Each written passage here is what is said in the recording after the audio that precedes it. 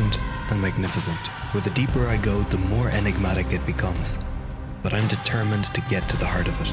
And as far as I'm concerned, there's only one way to do that: by motorbike. This episode, we ride west to where the old world ends and a new begins. We visit the town of El Rocio in the heart of Donana National Park before arriving at the Atlantic and the city of Huelva. This is Andalusia by motorbike.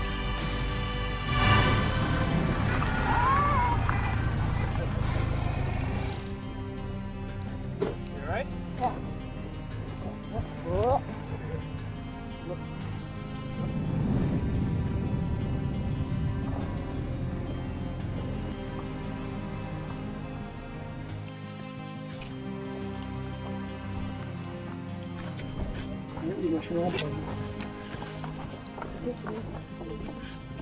¿Pero un momentito? Sí. Sí, bien. No, de momento está abierto hasta la 1:30. A la 1:30. Sí. ¿Tienen reserva? No, no es que no seamos... Se pueden ver la hora, pero voy a despedir a ellos y ahora... Perfecto, claro. Muchísimas gracias. Venga, ¿me parece que queréis aquí dentro? Perfecto. Okay, cool. Excellent.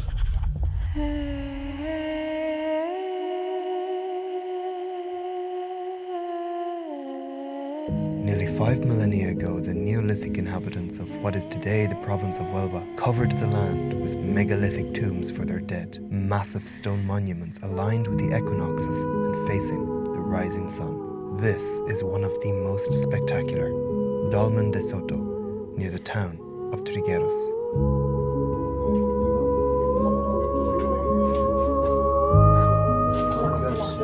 Sí, la constelación grande es la que tenemos al final del pasillo. Tenemos aquí también, por ejemplo, una especie de hacha. Sí. Todas las piedras tienen alguna grabado. Lo que pasa es que unas se les notan más, otras menos, depende de los dibujos. Yo enseño los que son más, son pequeñitos, pero enseño los que son más grandes, más puntuales.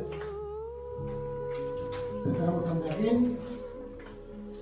Tenemos aquí los 3 círculos que habéis visto en el vídeo. ¿Se sabe lo que es o son simbólicos? Simbólicos. Esto es un culto a lo que es a la muerte, digamos. Entonces tenía el pasillo supuestamente era para que la gente hiciese una reverencia adentro de un sitio sagrado, digamos.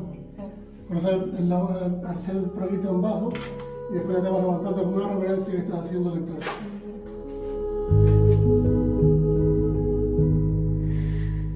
Engravings decorate the colossal standing stones, impressionistic humans and items, geometric forms and constellations.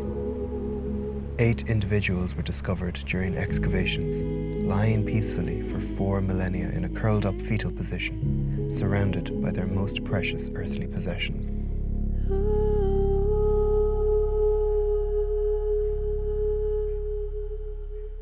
Espero que haya gustado. Muchísimo. Venga, buen viaje. Hasta luego.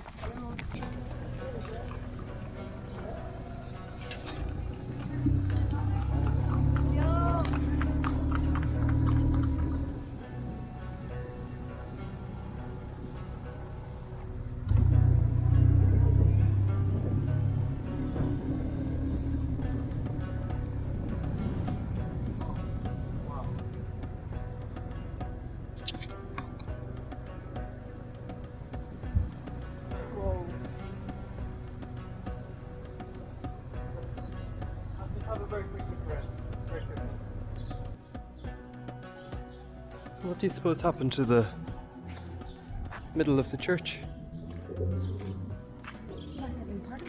We're standing in it, yeah? There's just... The rest paintings on the altar. Yeah. You can see Saint Rodrigo. Yeah.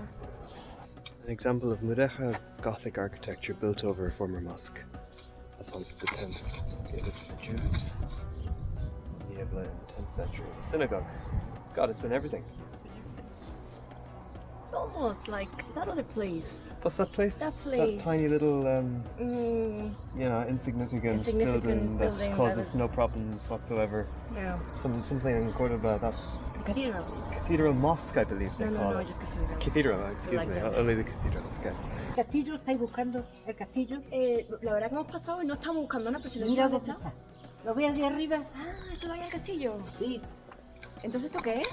¿Dónde estamos ahora mismo? Está ahí en el pueblo. Eso está dentro del pueblo. Sí. En la muralla. Sí. Voy a coger esa calle. Para arriba. Es muy corta, muy corta. Venga, pues muchas gracias. Gracias. Hasta luego. Pasa buen día. Let's go over here. Let's check the gate out first.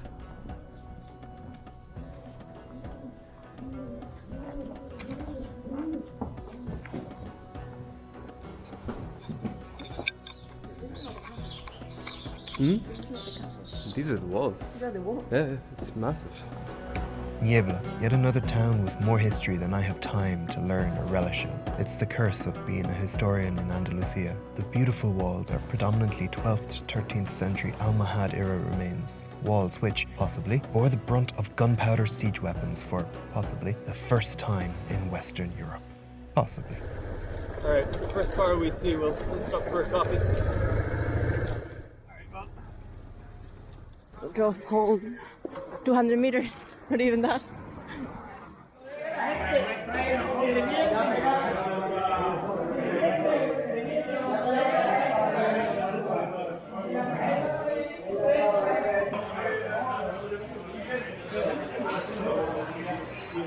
Why does it say Nassau? No idea. So what we're having here are meatballs with what's the sauce? It said cheese sauce. I've never seen cheese. And wasn't there carriada in there as well? Yes, I think it was albondigones de carrillada with cheese sauce. So the meatballs are made from the pig's cheeks and they're covered in a creamy cheese sauce. You gotta try them. Well, it's the verdict on them. What have we got here? Tuna. Tuna. Tuna in oil and garlic. Also delicious. Oh yeah. That's really good.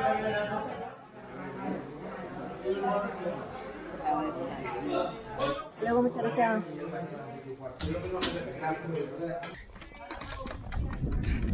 So is a bottle apparently that also is going for adventure.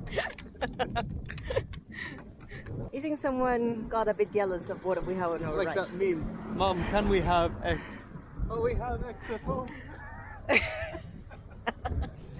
What you order on AliExpress?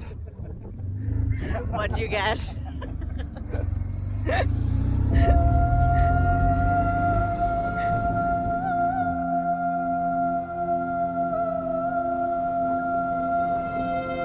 Just south of Niebla is the beginning of the Donana National Park, 550 square kilometers of wetlands and dunes, a natural reserve of which so far 130 square kilometers is protected.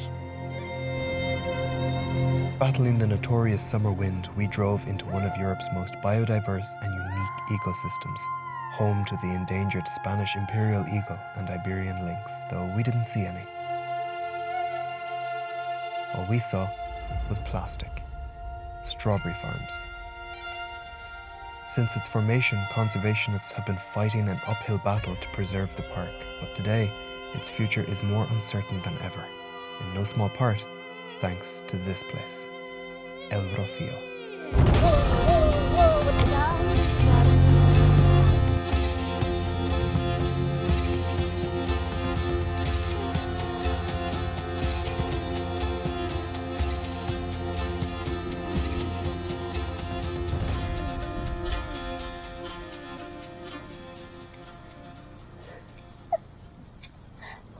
Yeah, the sand is really deep. Like I thought it was going to be a road with sand, but like it's proper deep sand. You can't, it buries your foot in it.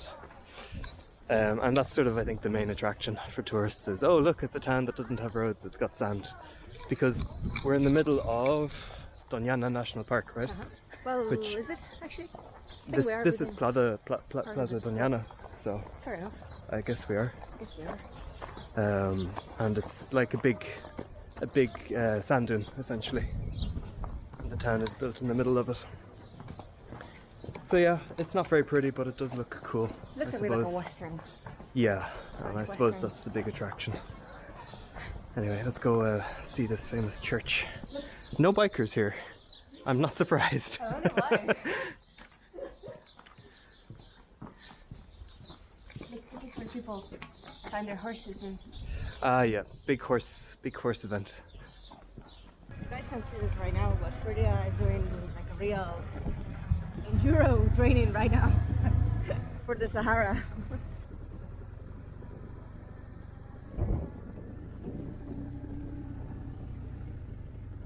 So I think the way it works, there are brotherhoods, and that's why they all have different places names.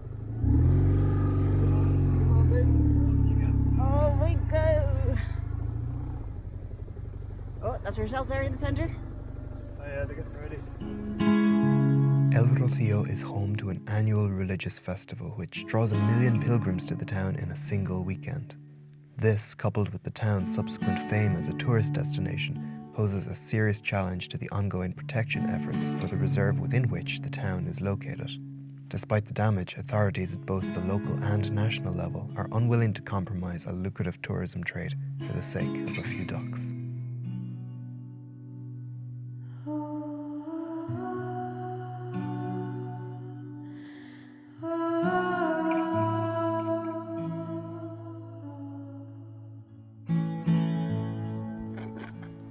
You alright? Where are we?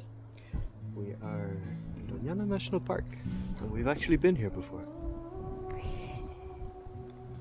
You will remember us from previous occasions on searching for cactuses.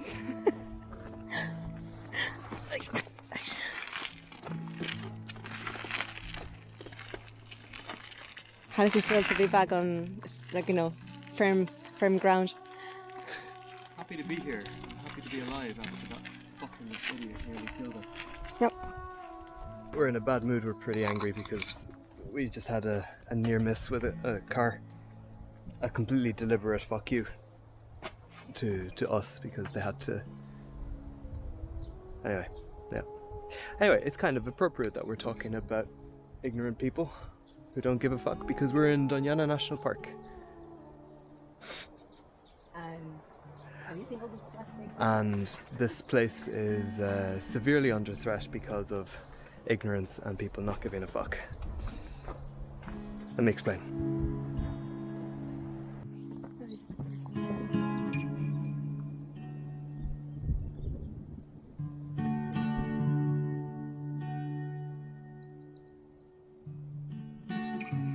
So Spain is running out of water. We are going through a very serious drought. And you might have heard of the strawberries from Spain and many other fresh fruits and vegetables that are produced here. And there's big crop of strawberries surrounding Donana Park.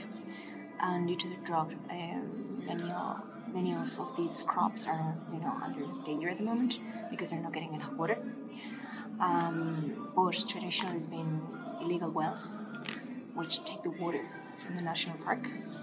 Of course, there's a huge risk for the preservation of this park. So there have been attempts and initiatives to prevent these wells from being used, illegal wells. But we are going into elections in a couple of months here, autonomic elections, as if every autonomous community of Spain will be choosing their own president. And one of the political ideas, how do you say that, like suggestions, promises, one of the electoral promises that the government, the political party in government at the moment in Andalusia is making is legalizing those illegal wells. So the farmers can water their crops here. And that is causing, of course, a lot of controversy because it would essentially condemn Donana to disappear. I might be wrong, but Donana is probably the spot with the largest biodiversity of the whole of Europe. So this is a serious call for action.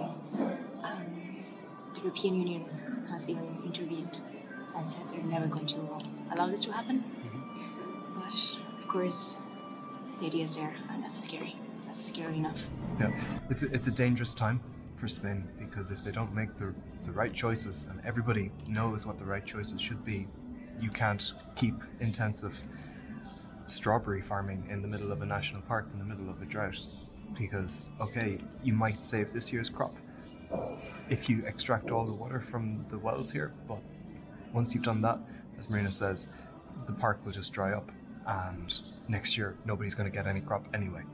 But certain politicians and political parties are taking advantage of people's fear of losing their crops to drive their votes. People who don't care, people who are only in it to make a short-term profit at the expense of everybody, not just the farmers, but everybody. Indeed. Let's enjoy our ice cream. Hang on, I want to make a call here Okay. first. Buy local. If you're a country that produces strawberries, because I know Ireland, and you have really good strawberries, Yeah. which are sadly marketed at a much higher price than the ones imported from Spain. Yeah. So you can do your part, grow and buy local, and eventually this will push into a change of how crops are managed here, and perhaps a transition into a more sustainable farming, which is what we need here. Yeah, nice one. In happier news, one of the most attractive aspects of Donana is the lynx, the Iberian lynx, which was nearly an endangered, or it was an endangered species and nearly eradicated 20 years ago, but thanks to preservation efforts, I think actually started here in Donana. The Iberian lynx is it's doing pretty well these days, right? We have a few Iberian lynx friends, right? Going for drinks. They're very fluffy. So yeah, I don't know if we'll get to see any today, but yeah, we'll see. We're gonna have our coffee and our ice cream, and then we'll proceed. Anyway, nice job. The cups. Oh, they have cups. Oh, I didn't see the cups. They were sort of all on top of each other, so it was a bit hard to distinguish them.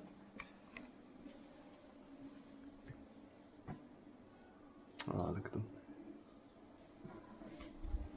You happy there?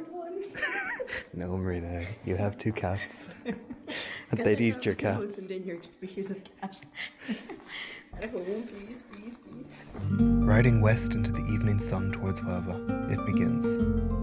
On the edge of Doñana and nestled up against the ocean, this. Mile after mile, all you can do is laugh. In order to really appreciate it, you have to view it from above, so satellite. Fuel and fertilizer, the feed of humanity. For decades, this strip of land, so comically located at a natural and historical nucleus, has belched smoke into the air and leaked poison into the water. It still does, resulting in air categorized as unsafe by the WHO and an abnormally high death rate due to aggressive cancers in the local population. This is Huelva, a historic city which, to cap it off, was the point of departure for 3 unspectacular caravels heading west in 1492. Good morning, we're in Huelva. We've had a very healthy breakfast of churros with our coffee. And yeah, we had a good night in the wonderfully named Hotel Tartessos, because we're back in Tartessos country. Yes, if anyone is interested or has an interest in history, I have a documentary which we made about 1.5 years ago about Tartessos. I'll put it at the end of this video. It's showing its age now because it was the first one we did, and yeah, well, we've improved a lot since then, but factually it's still sound. So yeah, check it out if you have an interest in the history of this area. So that's it really. We're going to probably just spin out today because it's Monday and there's not much to see and do in Huelva. We'll drive around a bit and head back to Cordoba, I suppose. We were just chatting about how nice the temperature is here, how much the weather is cooler and more livable, and yeah, sort of not looking forward to going back into the oven that is Cordoba, but anyway, that's it, let's go. On the bright side, the pollution and relative lack of sites has kept mass tourism at bay. As an alternative to Airbnbs, crowds and unaffordable prices, well, Huelva seems like a pretty nice place to live, so long as you don't plan on living too long. Despite the chimneys and the 120-foot high statue of Columbus overlooking the bay, it's a positive place. It has that open, easygoing atmosphere that seems to come with living on the coast. And it's not a monument. It exists today. It's a living, breathing-ish city, and that's a welcome feeling. Those mountains in the distance are the mountains that we rode around in the last episode of the Andalusia series. We rode around them towards Tarifa, and then from Tarifa we rode up through them back to Cordoba. It's still in the distance. It's gorgeous. Very nice, huh? We made a quick stop in a town called Carmona because it's on the way home and I've wanted to check it out for a long time. So it's not in the Huelva area, it doesn't really have anything to do with this episode. In fact, I should be saving it for another episode, but since we're here, since it's so cool, look at that.